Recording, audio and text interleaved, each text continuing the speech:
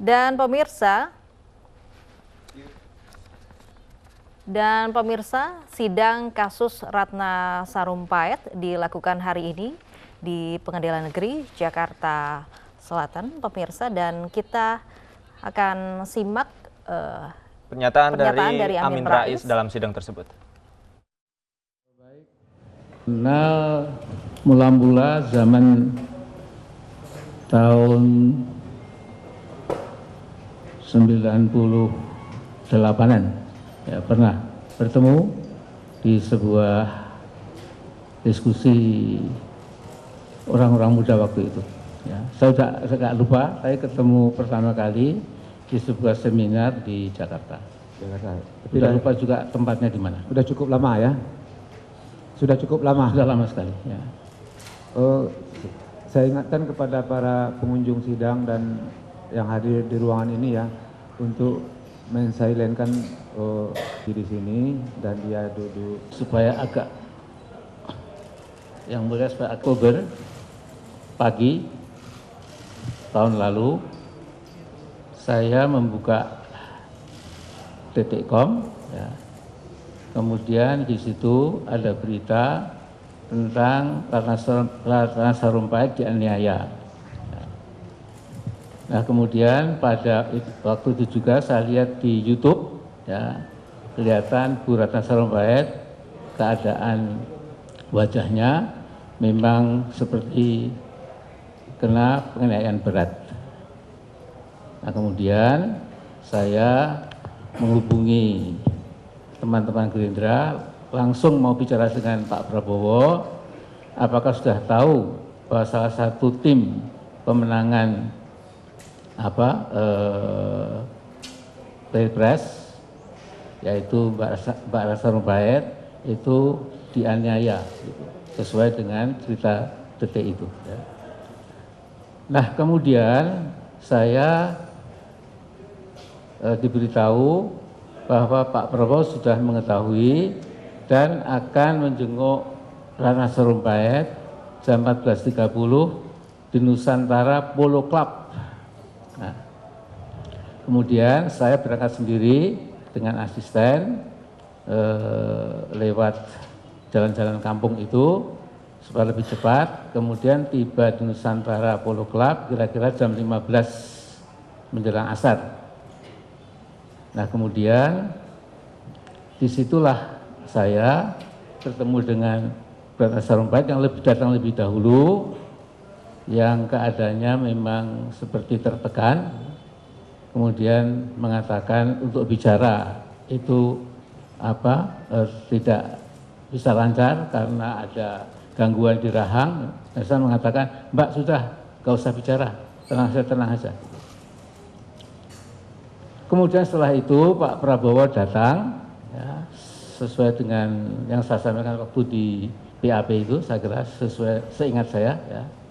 Kemudian juga lantas ditanya apa yang telah menimpa Bu Ratna Sarumpait. Nah, Mbak Ratna mengatakan ada penganiayaan di Bandung menjelang beberapa ratus meter dari airport Bandung. Ya. Nah, karena itu, ya, maka hari itu juga, ya, jadi kita sedikit kaget, tuh, lantas membuat press conference ya, di Kertanegara K4. Ya. Saya mendampingi, saya kira ada 5-7 orang yang mendampingi Pak Prabowo tentang imbauan ya, agar kasus yang menimpa Ratna Sarumpait itu mendapatkan penanganan yang adil sesuai dengan proses hukum yang berlaku. Ya. Nah, hanya itu. Ya. Tapi kemudian malam harinya saya buka lagi detik.com itu, ternyata ada keterangan dari kepolisian yang sangat meyakinkan bahwa Mbak Sarumpait itu pergi ke